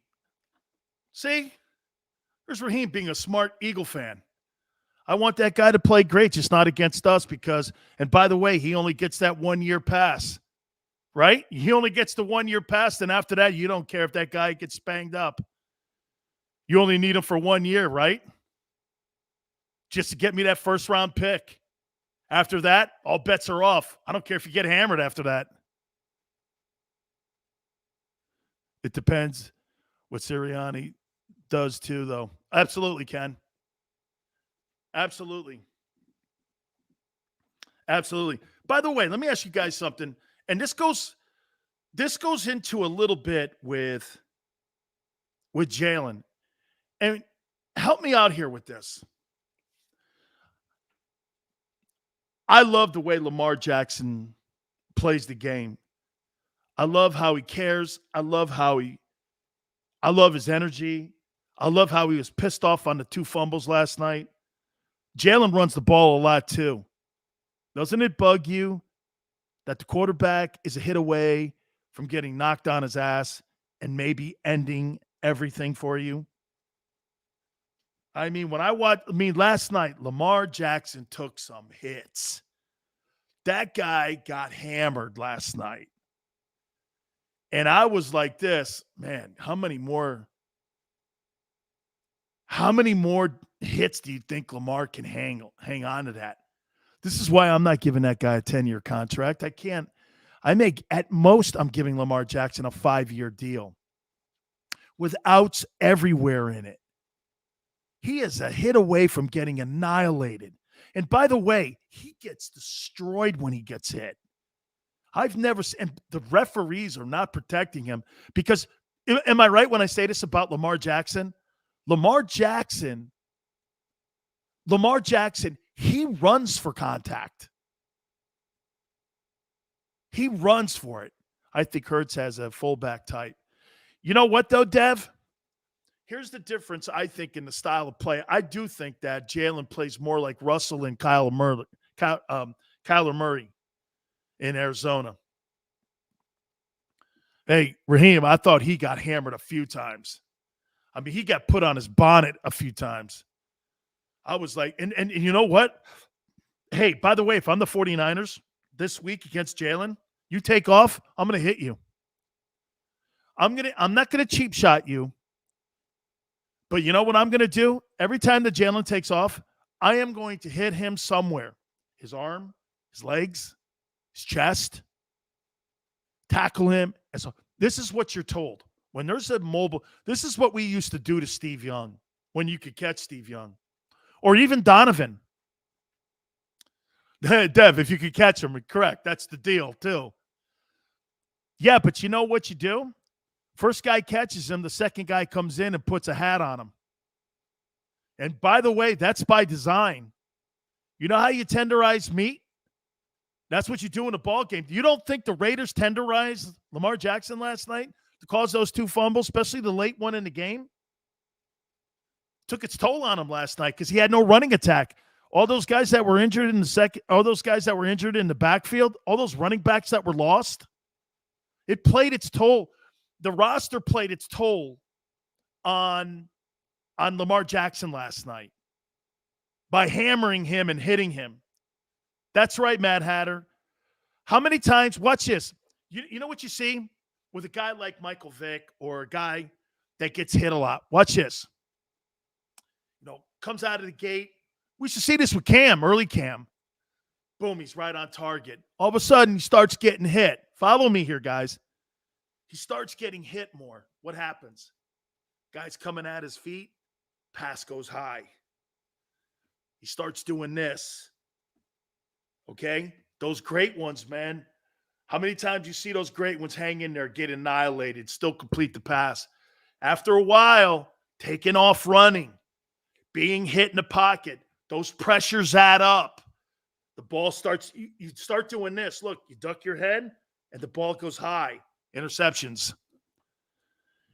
You're told in your defensive meetings, this guy's going to come out of the gate looking like he's on fire and his hair's on fire. By the fourth quarter, keep hammering him. Keep hammering away. If he's got the ball and he's standing up, second guy, go in there with a hat and put it on him as hard as you can. That's exactly how you take people out. You're not going to take a guy out initially, but what you're going to do is you're going to see what happened. Like last night was the prime example of beating on a quarterback to the point where he had a turnover late in the game in a critical part in the overtime. Lamar, he was right at the podium. It's football. Well, when you run like that, why do you think Tim Tebow, you know what the game plan was at the end when Tim Tebow was running that play option thing, whatever they were doing in Denver? Guys like James Harrison and everybody were saying, I don't care if he has the ball or not, I'm going to hammer him. And they started annihilating him, coming down the line of scrimmage. When he would flip toss that ball, they would still kill him. You can kill the quarterback like that. Okay? He's coming down the line of scrimmage like that. Annihilate him. Stand him up and hit him. Tebow was so beat up by the end of the year, even John Elway goes, this ain't going to work. That's why they went out and got Manning. It's totally why they went out and got Manning. So my point is that the running game of the Eagles has to be a massive factor this weekend. Here, let's put some stats out there. I say this again. If you're going to win this ball game, Eagles have to run the ball for 150 yards in this game. And by the way, here's what I think will happen. I think the 49ers are going to throw for 300 yards. And I think the 49ers will run for about 125 yards. So you're looking at 425 in total offense. You know what you gave up last week to the Atlanta Falcons? 260. Okay? You held Matt Ryan under 200 yards in passing. They did get 125 yards rushing the ball. Okay? That would concern me. And Garoppolo is a pretty good quarterback. I agree with you guys. He's not as good on the road. Okay? Dev says, would you call up Howard? Not sure. Let me write that down. Call up Howard. I have to do more research on that. Offensive coordinator explained that part of the reason for that was because the Falcons were taking away the shot plays. Robert, great. Thank you. Tells me a lot then. Here, one of the things that you always have to be smart. Hey, one of the things that coordinators have to see, like in the Dallas game, you were not going to run the ball effectively against the defensive line of the Tampa Bay Buccaneers, number one in rush defense a year ago. They only ran the ball 11 times. I thought Zeke didn't look that bad. I thought a couple burst plays he only had 11 carries for 33 yards in that Thursday night game, but I thought they abandoned the run. But They thought that they had to. And hey, by the way, I thought Kellen Moore absolutely scripted. I'll say this to you, and I'll make a prediction here. Kellen Moore will be the coach of the Dallas Cowboys next year. Be the head coach. Scripted a great game against the Bucs. Really a great game. T. Hilton, I agree on the running aspect. I don't see the 49ers rushing for more than 100 yards. Oh, that's right. Their number one guy is out, isn't he? Eagles are going to run for over 100 yards on that front four. Dev. Practice squad, yes. Yes. Yes. All right. Let's take a brief timeout. We'll take all your thoughts again. I got some more comments here, too. Here about this 49er team. We'll do it next. You keep it here on the National Football Show. Go for the midnight dares. Go for the memories. Go for the view that goes on forever. Go for the bubbles in your bathtub and in your drink. Go to bed whenever you want. Or don't. Go for him. Go for her. Go for the win. Go to Ocean Casino Resort.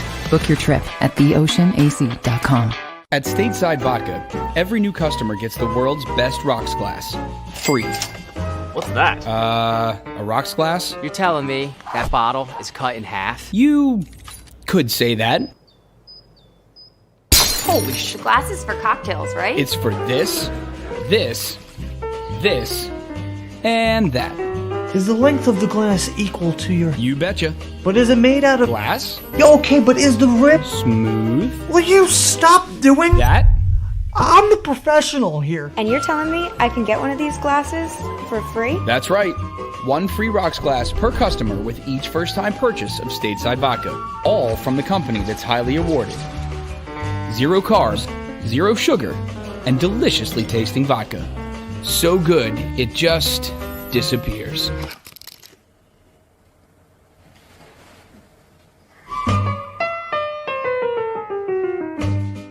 The live post-game show is powered by IBEW Local 98.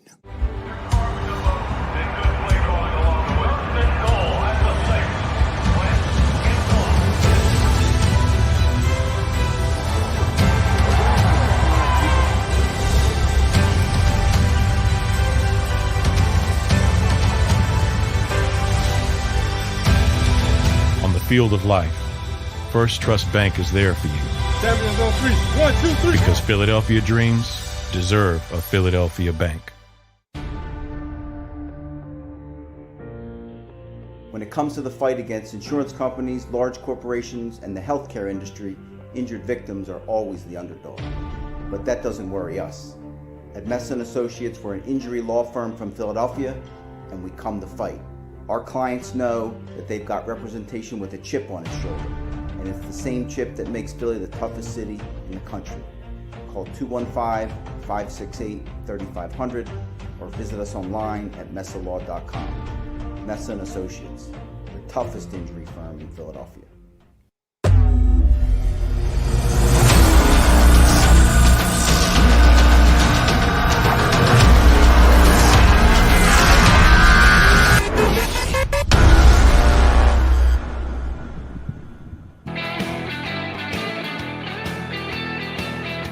Welcome back, National Football Show. I believe we're getting Howard Eskin from WIP tomorrow and Ted Robinson, the voice of the San Francisco 49ers.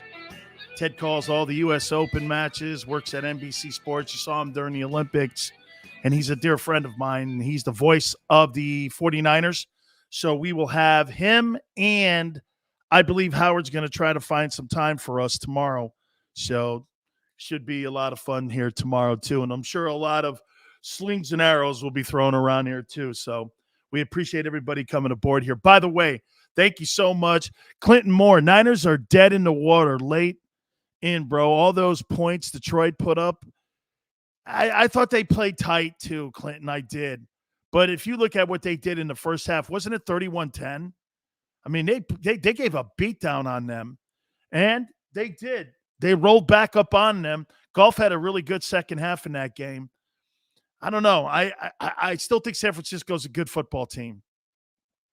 I think there's a problem, though, in San Francisco, and I'll tell you what it is. Dude, don't let your locker room think that you have some quarterback dilemma. You don't. Trey Lance is not ready to play. He's not ready to play yet. This guy's played one significant game in the last 19 months when he was at North Dakota State. I'm not putting that guy in against the Philadelphia Eagles on the road at the Link. You crazy? Why would I do that? That's like every idiot in Chicago going, hey, man, put Justin Fields in. Why? You got a horrible O-line. Justin Fields is not ready to play yet. I mean, do you know what you need? You don't need a mobile quarterback when you got a horrible O-line. You need a quarterback that knows how to throw the ball away, not run away from trouble. How many times have you seen guys run away from trouble that are young and inexperienced, and they get sacked, drop the ball, turnover, 7 points or 3 points? Can't do that. That's why Andy Dalton's starting in Chicago. Well, don't you want the more athletic guy? No. I don't want him running around back there getting sacks and minus yardage. I need plus yardage. And by the way, a punt is not a bad play. I don't know why people think a punt's a bad play. You got a good punter on your team? Look at what the Eagles did against the Falcons and how bad a field position they put the Falcons in all day long. Ralph says this could be a heavyweight fight in the trenches. It's going to be a heavyweight fight, Ralph. Trent Williams is the best. How about this? Look at the linemen that you got in this game. Think about this. You know what the stars are? The stars are not at the skill position. Jordan Mailata, Lane Johnson, Kelsey, Nick Bosa. I mean, you got horses here. Trent Williams. All the stars are in the lines here. This is going to be a game where, get this, you might want to have steaks that game when you're watching it. Get a lot of A1 sauce. It's going to be one of them games. Hey, it's going to be one of them games where you're going to have to fill the gullet here, man, because this is going to be a big boy game. Trent Williams? Oh, man. Oh, you got Fletcher Cox? Holy cow, man. You got some horses in this game. You know what? If you get that PFF stupid-ass website, you could probably get both offensively and defensively. You might have one of the better games of the year when it came to the big guys on both sides of the football. I mean, 49ers got a good defensive front too, man. Fletcher Cox, Brandon Graham, the kid Hardgrave, he looked great, didn't he? I thought he looked good. Who's the guy that had a couple sacks in there too? Was it Graham he got in there for a sack? Atlanta was just all over the joint. Hey, real quick. One thing that I saw over the weekend, and you know what you got to put this into your memory banks here a little bit. You ready? Put this in your memory banks. How many people were impressed with Jameis Winston this last weekend? 148, not much. 5 TDs, that's great. And you destroyed the Packers. If I am Dwayne Haskins in Pittsburgh, Ridgeway got the sack, all right. If I'm Dwayne Haskins in Pittsburgh, you know what I'm doing? I look at what's going on in New Orleans and I go, wow. I sit here and watch Ben play and I learn everything I need to learn the Pittsburgh way. That could be me next year. I mature. I show people that I care. I grow up a little bit. Okay? I grow up. I mature. That could be me. Jameis Winston knows he's on his last chance. He knows it. Dwayne Haskins is rehabilitating himself in Pittsburgh right now. If I were him, I'd be like this. Everything that guy's doing is what I want to do. Look at what Teddy Bridgewater did. Teddy Bridgewater blows his knee out or his leg out up in Minneapolis, gets down to New Orleans, goes 5-0, gets a nice contract in Carolina, goes to Denver, Goes into New York and beats the pants off them. Hey, R. Anthony, Eskin is a moron. He would take that as a merit badge. He would take that as a merit badge. I like people who say things. Hey, the guy has thrown for 5,000 yards. Ken DT is playing this week for San Francisco. Dude, this is going to be a big-time ball game. This is going to be a big-time ball game for the big guys. Eagles and 49ers. And then get this. Here's what else you got to think about, okay? Then you start your divisional games the following week. How much are you going to put out there? Got Dallas on the other side.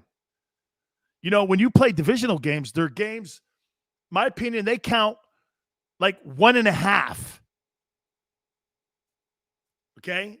About 1.5, right? Because they're divisional games. So, okay, what game is more important to me? The Niner game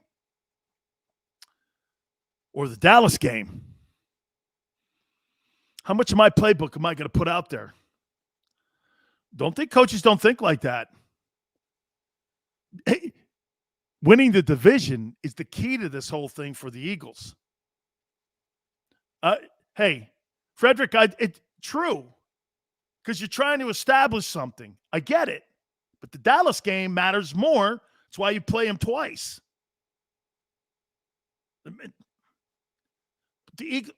No, I'm not saying that the 49er game. The Cowboy game matters more because you're a divisional game. And here, let me throw this at you. Eagles and Cowboys got great news. You know what that is? Ryan Fitzpatrick's banged up for 6 to 8 weeks. They got some dude named Tyler Heineken. I know it's Hanky. I don't care. I don't care who he is. Unless this guy turns into Kurt Warner, I'll start giving him his respect. But outside of that, man, he's Tyler Heineken to me.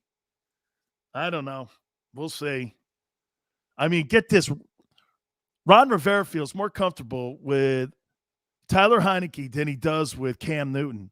That should tell you all you need to know about that relationship between those two, right?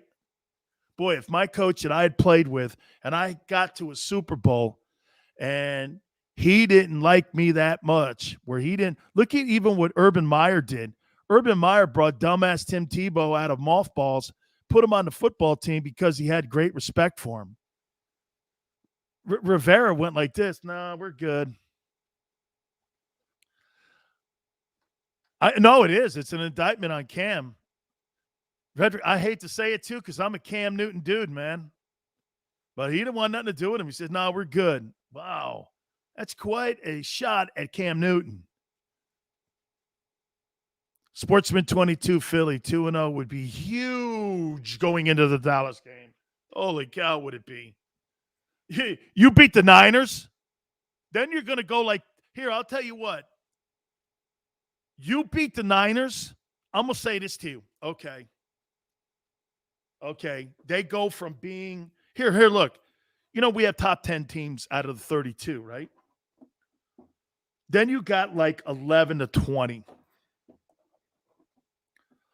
Then you got 20 to 32. There's like 3 levels of teams.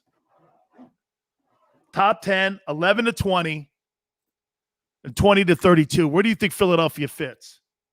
There's 3 levels. That's how I've always cut it up. When you, like, watch this. Bucks are in tier 1. Top 10 teams. Seahawks.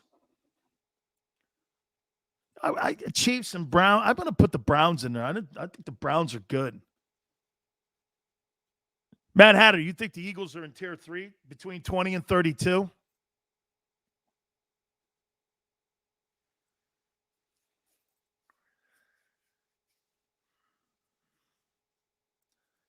I don't know. I think maybe they're more like 11 to 20. Yeah, I'm more with you, Don. I think they're in that 11 to 20 group in there. Yeah, tier 2. Raheem, I think they're in that. I don't think 20 to 32. That's when you're in 20 to 32, you're kind of like that's Bears country. And, that's kind of like Carolina country and Jets country. And, I think that's more like those dudes down there, or hell, the Texans. I'd like to say the Texans, but they beat the pants off. The Jags are clearly in that.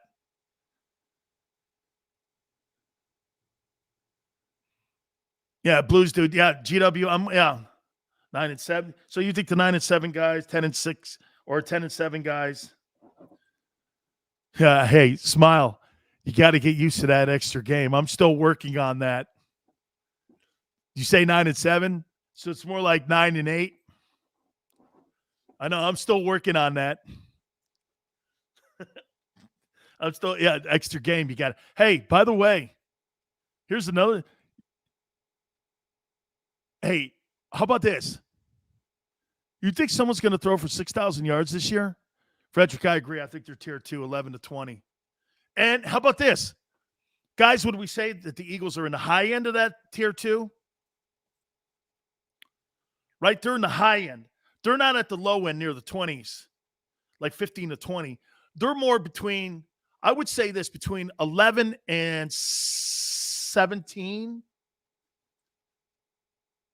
Somewhere in the middle of the road right now, but trending up, not down. Like here, watch this. I look at the Steelers and go like this. I think the Eagles are better, and the Steelers won. 11 to 15, Raheem, I kind of see them in that room. That's where I see them. I see them right around in there. Yeah. We're going to find out a little bit more here, though. We definitely are. We're going to find out a lot more. And because of division, yeah, Lopez, I agree. Brent, up 14 spots from 28 before the Falcons game. You got him in tier 2 then. Okay? That's where I see him. By the way, that's why I put him in tiers like this instead of giving him a number. 1 through 10, 11 through 20, and 20 through 32. You could slide those teams around. And really, the number is between 20 and 15. You could have a whole nother one there, but I want to do 3 because it makes it less complicated. And I've always done it that way. That's why when somebody goes like this to me, where do you see Dallas?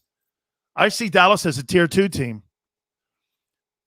Green Bay, they've gone from a top 10 team to a tier 2 team, in my opinion. How do you look at Cleveland? Even after their loss, I still think they're a top 10 team. How about Buffalo? I still think Buffalo's a top 10 team. Seattle, Buccaneers, Chiefs. Watch this. I look at the Raiders, and I go like this. I don't know. I think they're a tier 3 team. Oh, Clinton, 13-4. Clinton sees the Eagles going 13-4. Dude, you go 13-4, you're in the NFC Championship game. Come on, dog. Hey, that's great optimism, though. Woo! 13-4. I think that's the most anyone has said. 13-4. Yeah, man, I can't go that high yet. I can't give you to the Atlanta game that much. Wow, Brent says they beat the Niners. Do you move them? I don't know. Dude, if you beat the Niners and you beat Atlanta, are they a top 10 team? How about this? They could be like 12, 13. Somewhere like there. Right? Somewhere in that room. Yeah. Yeah. Yeah, so, hey, tomorrow, going to have Howard Eskin, and we're going to have Ted Robinson, the voice of the 49ers. They did give up some points now. I won't lie to you, man. They did. They gave it up. They gave it up to the Lions. Golf had a good second half. How about the knee biter or whatever Dan Campbell's called, the new head coach? I got to beat them up and, kick them in the ass. And Whatever. Right? Hey, you know, we're in this and you're going to kill a guy. And I don't know. Whatever, dude. Guys have been great as always. Do me a favor. If you missed any of the show, please like it, share it. Okay, go over to the JAKIB Media channel. By the way, we're giving season tickets away on this bad puppy too, dude. Unbelievable, man, on what Big Joe's doing and setting everything up. It's really incredible. By the way, we'll be with you tomorrow going 4 to 6. Guys, I really appreciate you coming aboard, and we shall catch you tomorrow on the